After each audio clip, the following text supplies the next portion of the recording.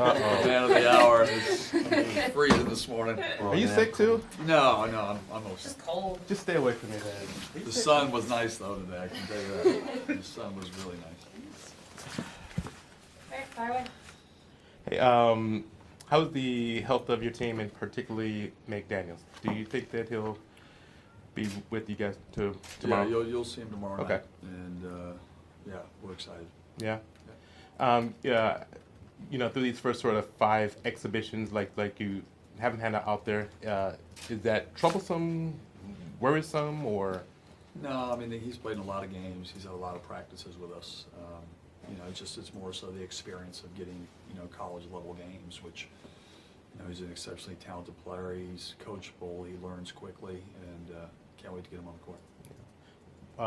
And just like that first game, well, obviously it won't be the first one, but for tomorrow, you want to get what out of that exhibition? It's one of those classic deals. Do you want to win it? Do you want to play as many people? Do you want to experiment? I think we're playing a week from a week after the game, and so we want to give kids a great look. There's a lot of competition been going on in terms of minutes. We've got a lot of good players, and we have a lot of different lineups. So there'll be a lot of trying new things, seeing what we can do. Obviously, we always play to win, regardless of what the situation is. But we give some kids a good opportunity to go out there and show me what they can do. And so it should be a great game for us. You've got a lot of new guys. Yeah. And it takes a while to get adjusted, not Sure. to class and to the system you're in. How are they coming along, just in getting a grasp on what you have to know? I think there's a lot of growing pains that you have we have exceptional talent, but everybody can't make 2 turnovers, right? So if everybody has 2 turnovers, you've got 40 turnovers with our roster, and so it's just learning that everything matters, offensive execution, understanding new defense, and so there's going to be mistakes here and there, but these kids have really done a really good job of working at it, studying it, watching film, and so that's what these games are for, is to see how they can go out and execute the game plan. Is there a couple of things that the new guys absolutely have to have down if they're going to see playing time? Well, yeah, we've defined roles. You got to go out and you got to do your job defensively. If you're a guard, you have your guard responsibilities. You have to be able to execute a game plan and understand the urgency that you have to play with. And for most young guys, you got to be kind of mistake-free, especially with experience. And everybody's different. I've been a part of many teams where freshmen sometimes struggle. Sometimes I played with a guy named Lawrence Moten who came in, and he was like, he got his opportunity. He averaged 20 a game from the day he got a chance to start. And so it's just, defining roles, which we've done, be able to go out and execute your role and do your job and impact winning. So if they can do that, they will play. Do you find that you're more acceptable of mistakes with this young crew as opposed to last year's team, which was so senior laden? I think so. Yeah. I think turnovers can be an issue. It just goes back to understanding each other and where they like the ball, where they like to get it. If it's 2 hands, if it's this, if they're playing this. There's so many different defensive situations. We try to train them. One of our mottos is ready for anything, and so you try to put them in as many situations as possible, see how they can adapt. Because as everybody knows, you're going to go into certain games and they're going to show something you haven't seen, and hopefully you're prepared for it, which we think we are, and they'll be able to adapt and make plays. A lot of the guys talked about Isaiah Stewart's leadership ability, even as a freshman. What have you seen from him in that area? Just how he carries himself day in and day out. It's pretty amazing, the way the guy approaches his life, how he approaches school, how he approaches treating people, how he approaches taking care of his body, how he approaches every day. It's pretty rare. It's pretty cool, and he sets the standard for how everybody has to act and what we're trying to build here. Have you been able to identify what this team is going to be really good at yet? You know what? I think defense wins championships, and so we got to be great defensively. Where Matisse and David and Dom and Jalen and Noah, what they did a great job of understanding is really had great awareness. And once you get a lot of the reps in the zone against certain teams in different attacks, you can kind of already anticipate where they're trying to go, and that's where a guy like Matisse just made a living. He was so cerebral. And so you get that through experience. I was watching a game from last year that was later in the year where we played exceptionally well on both ends of the court. And one of the coaches said to me, that tough non-conference schedule and all that, you can see the effects of poise and under pressure, guys playing together, knowing where the ball has to go. And those are going to be the things of, the faster we can get to that, that's our coaching, the better we're going to be. But to say it's ready to go like that right now is not honest. Do you still have some position battles going on, or is the rotation pretty much set? I think there's some position battles, and I think it goes back to who are the first guys off the bench, how are we going to play them. I think the fun thing about this team is there's so many options. It just goes back to how are we going to beat this team, and we got to look at one game at a time and figure out what's the best lineup, how we can exploit them, how we can hurt them, how we can win the game. And so we have a lot of depth to be able to do that. Who's your best rebounder right now? Gosh, I would have to say that would be a coin toss. I think you have Nate Roberts is one, Isaiah's one.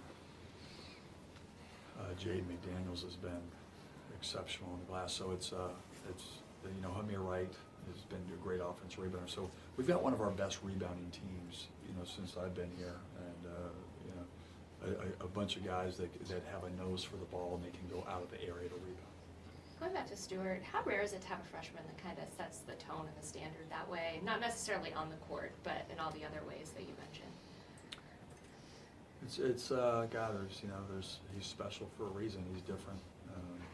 He looks at life differently. The way he approaches his life is different. It's a great example for a lot of the players. And certain guys are just leaders. That's some you kind of have to make, and then some they just haven't. But the biggest thing about being a leader is whatever you preach, you got to live, and he lives it. How do you manage the point with Quade and Elijah? Kind of, might not know where Quade's going to be eligible or not. How do you manage that going into this game? You know what? You give these kids opportunities. Marcus was great in Italy. Elijah was really good against TCU. Marcus will get his opportunities tomorrow night. It's going to be how they live their life and how they do their stuff, learn the playbook, understand the defense. The good thing is our young guys will keep getting better and better. Certain guys might be impacting more later or the middle of the year than they are early. How excited are you guys to be playing in front of the home crowd tomorrow? That's just, it's going to be amazing to get back in front of our fans and the dog pack. And, hopefully everybody has a lot of trick-or-treat bags. I was sitting there going, my wife was like, making sure that the kids are, we going to the game? I think we're going to go trick-or-treat. I'm like, what? Aren't you going to the game? But, listen, anytime you get to play at home, be a great night. I know these guys are really excited to go out there and play against somebody else.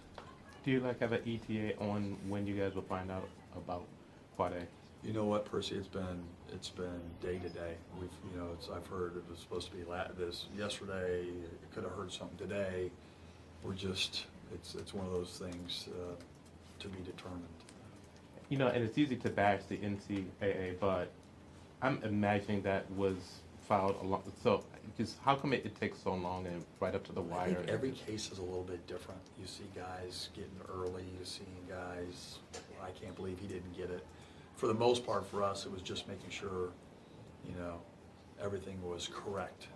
You know what I mean? When you deal with this, you want to make sure everything is dot your I's and cross your T's.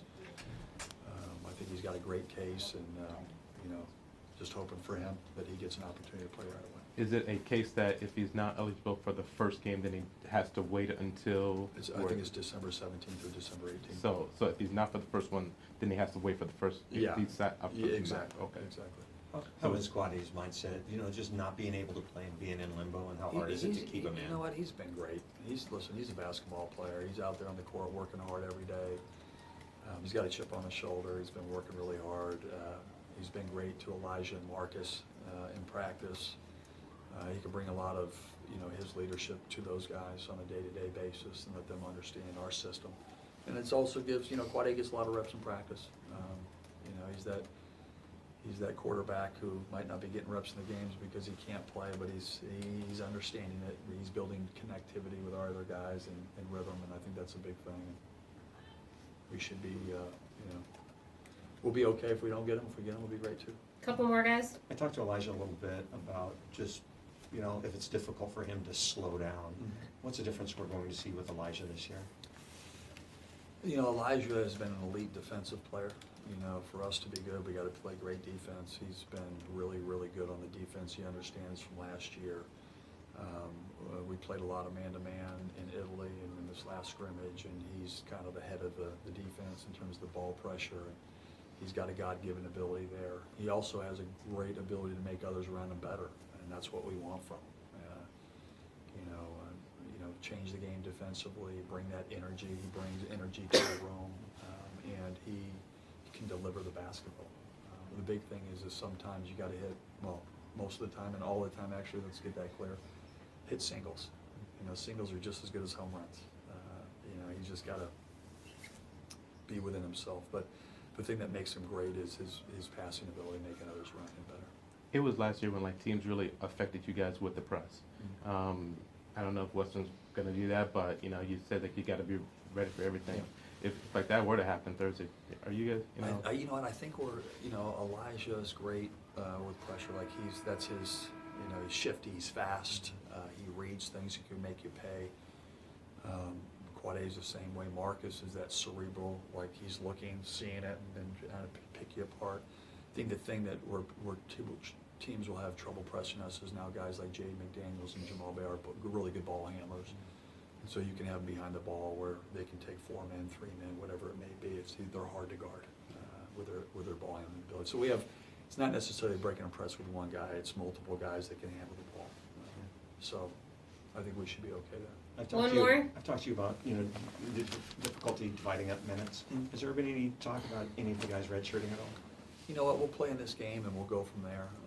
You know, you never want to give anybody a year. I think the toughest thing with this year is, you know, 10, 11, and 12 could be as good as 7, 8, and 9 in a lot of different ways and scenarios where they can impact winning. And that's where you got to make sure that, you know, those guys are ready, and we'll figure out if we get a rotation and we get, you know, solid like this. I think you could see something like that happening, but I don't know who yet. But we'll know a little bit more tomorrow probably.